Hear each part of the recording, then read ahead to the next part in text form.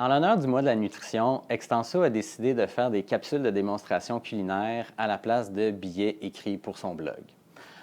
De mon côté, quand j'ai entendu parler du thème du mois de la nutrition qui est cuisiner et savourer tout simplement, je me suis posé la question, mais cuisiner et savourer tout simplement quoi? Alors, j'ai décidé de choisir un aliment que je vais cuisiner et ensuite savourer tout simplement, qui a été longtemps associé par l'opinion publique aux nutritionnistes et j'ai bien entendu nommé le tofu. Ça aurait pu être la pomme, mais j'ai choisi le tofu. Bonjour, je m'appelle Philippe, je suis nutritionniste. Je mange du tofu 1 à 2 fois par semaine depuis au moins 5 ans.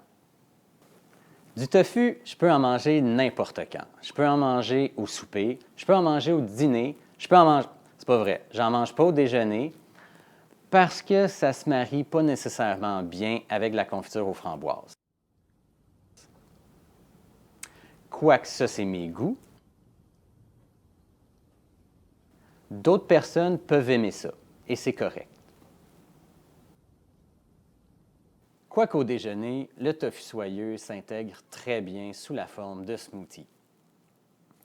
Du tofu, j'en ai aussi toujours un bloc ou deux dans mon réfrigérateur, parce que c'est une bonne source de protéines, parce que ça se cuisine assez facilement, et aussi parce que ça se conserve longtemps.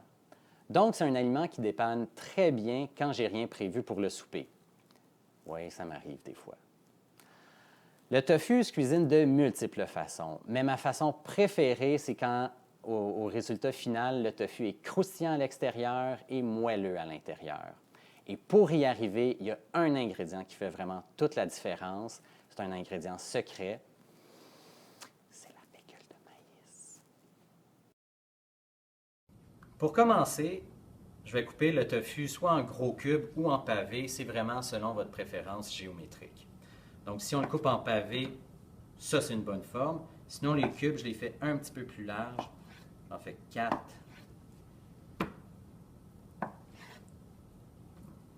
Et là, 3, comme ça. On les met dans le cul de poule et on en rajoute la fécule de maïs. Et là, on va brasser jusqu'à temps que les cubes soient bien enrobés de fécule de maïs. Comme ça. Après avoir mélangé les cubes de tofu avec la fécule de maïs, on fait chauffer de l'huile dans une poêle. On met de l'huile juste assez pour que ça recouvre toute la surface. Et après, on prend les cubes un à un. On va les déposer vraiment dans la poêle en s'assurant qu'ils ne se touchent pas.